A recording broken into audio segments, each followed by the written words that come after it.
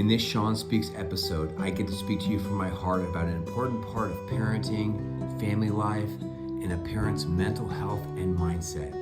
I want to help you thrive in how you speak to your kids and how you speak to yourself. Sean Speaks is a live teaching I did with a Zoom room filled with my VIP members. It's interactive, it's spontaneous, it's raw and unedited. If you'd like to go deeper with me, visit my website. Have you ever really wondered and thought deeply about why do so many human beings infatuate about being a king or being a queen? Have you ever really thought about that? What is our culture? And I'm not an anthropologist, so I can't speak for any other culture.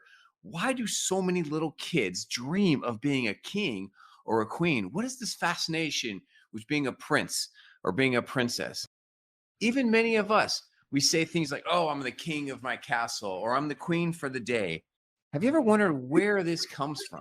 Have you ever thought deeply and wondered about why are we so into these magic genies where we just rub a little gold, little freaky thing, and this magical fictional character comes out and it grants us 3 wishes where we get to do what we want? Why do we spend so much of our mind, whether we're younger or old, daydreaming about kings, about queens, about all these things? I think I know why. You know what? I think we all want power. We all want control. We all want to live our lives the way we want to live it. We all want to avoid pain. Pain is horrible. And there's something in the human nature that craves power, that craves control.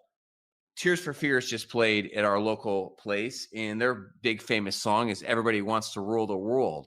And I don't know if that's true, but I think that's partly true for all of us. We all kind of want to rule things. We want our lives to be happy and pleasurable and harmonious, and we don't want us to be in pain. We all want to be. We see this at a local, next time you go down to your local bar and you'll see a bachelorette party. I mean, it's kind of cool what they do for bachelorettes. You know, they get their little sachet or their little shade or a little thing you're wearing, a little crown. And for a day, this girl gets to be like a princess. We see that even more on her wedding day, where she gets to wear a fancy dress and she gets to have things just the way she wants. This wonderful experience. Why do we crave this? Now, I don't want to go any deeper about the who's or whys, but I want to talk about what happens when we carry this thinking into our parenting. What happens when we carry this vibe, this thinking into our everyday freaking parenting? Because I don't know about you, but my kids do not really treat me like a freaking king. They don't treat me like a prince. I don't know about you. I don't have a magic wand and I just say certain things and everything just happens. Now, partly why we're doing this is because to increase our teaching and to increase kind of these verbal magic wands, but it takes work. I don't know about you, but my kids dehumanize me sometimes. They don't treat me like a human being. I don't know about you, but freaking parenting sucks and family life sucks sometimes. It's some of the most painful things ever. And I think one of the reasons why it's so painful is because we have this dream, this illusion that it's just going to be this kingship, this queenship. But the reality is that everyday life as a parent is painful. For some of you, it is literally every day. And partly why you're here and listening to this and doing this work is to make the pain go away. So good for you. But everyday life, we get our buttons pushed and we feel powerless. That is not a feeling that kings or queens like to feel. In fact, if you look at history, most kings and queens are horrible people, horrible, horrible, evil people. And we don't like to feel anxious. Oh, we don't like to feel scared. Oh, parents hate feeling scared. We hate feeling scared so much that we will do things to make ourselves to not feel scared. We hate feeling unheard. Oh my gosh, this is my kids. You came out of my body. I put you in someone else's body. You better listen. So what do we do when this clash of ideology of thinking clashes with everyday freaking parenting life? Well, what we do sometimes is we react. We react and we do stupid, stupid stuff. Some of us, we do command and control parenting. And if you think about if there's a word that actually goes with being a queen or a king, that would be a word. You try to command your kids, do this right now. You better do this. We threaten them like these horrible rulers of history.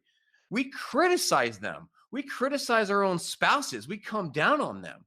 Some of us, we yell. Now, when you watch a movie about a king or a queen, they do a lot of weird yelling. They get all crazy. And sometimes they don't even need to yell because they just snap their fingers and their powerlessness goes away and their power happens.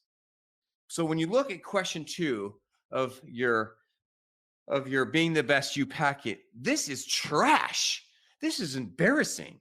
These are things that you do when you're acting like a freaking child, like you're acting like you think you're a king or a queen. Hey, I do the same thing. I'm talking to myself right now. We criticize, we broadcast our problems, we belittle our own family members. We argue, we get defensive, we deny things, we might lie or hide things, we escalate things. We escalate things with a child who hasn't even lost their teeth, who still has baby teeth. You're arguing with a child who hasn't even lost their teeth. You're yelling at a child who doesn't even wear deodorant. You're arguing with a 16-year-old who would rather spend more time on Snapchat than actually thinking about real world things. What do? We lecture, we nag, we name call. Why? Because that's what kings do. When they lose their power and they want what they want, they name call. Oh, Sean, that's not me. That's my spouse you're talking about. No, me, I'm a cool cat. Yeah, maybe I avoid sometimes. Yeah, maybe I go on a screen. It's my spouse. They need therapy. They need the counseling. Well, let me talk to you because I'm talking to myself as a recovering avoider.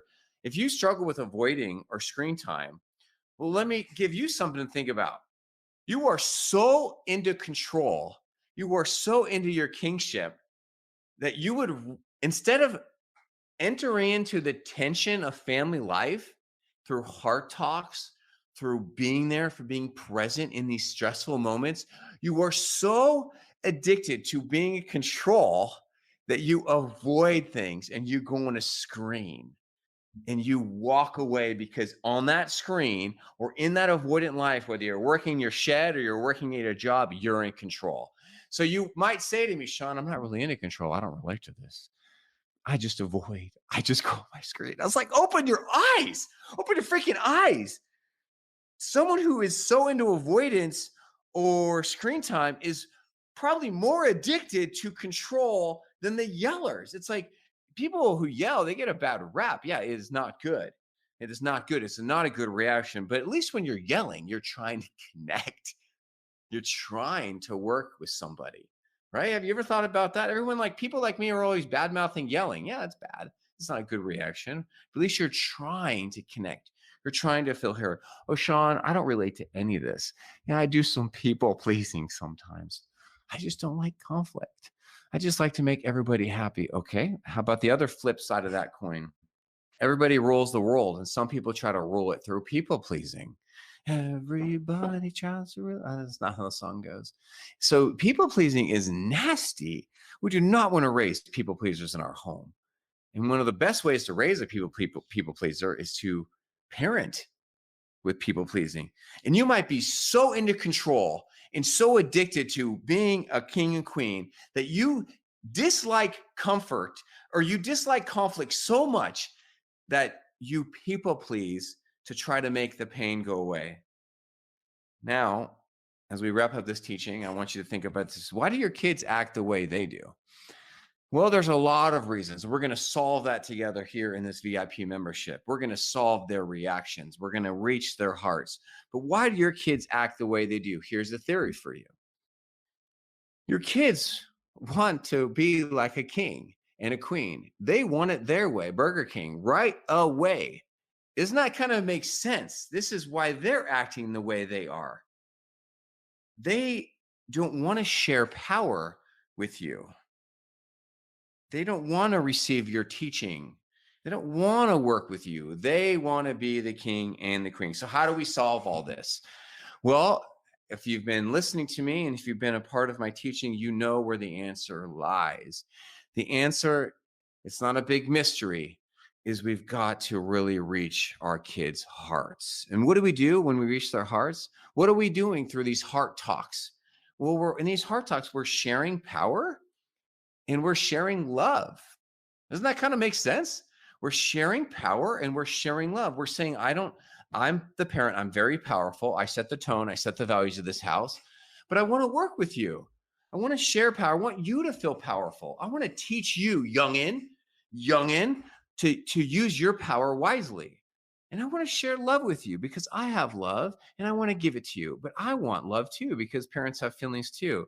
And I want you to show me love. And here's how you can show me love, X, Y, and Z. So another way of looking at the same thing, if your child is really struggling with their obedience, with their behavior, with their cooperation, with their attitude, with their schools, with their grades, with their sibling issues, with their violence, whatever it is, it might mean they're really struggling in sharing power and sharing love, which then points the finger back to you that you might be struggling in your teaching. In teaching, how do you help this young child realize that they are not the center of the universe, right? They've got to share power. They've got to share love. And that is what we are going to do here today. And anytime you hear my voice or see my face, we're going to do good things because parents are teachers and every home is a school. Parents are teachers and every home is a school. And so we want to teach our kids wonderful things they're never going to learn in schools because they're never going to take class on how to share power, how to be powerful, how to find healthy ways to feel powerful, how to handle their power when they're around their siblings who are driving them nuts, how to submit to your parents' power, how to share love, how to be a person of love, how to love my family.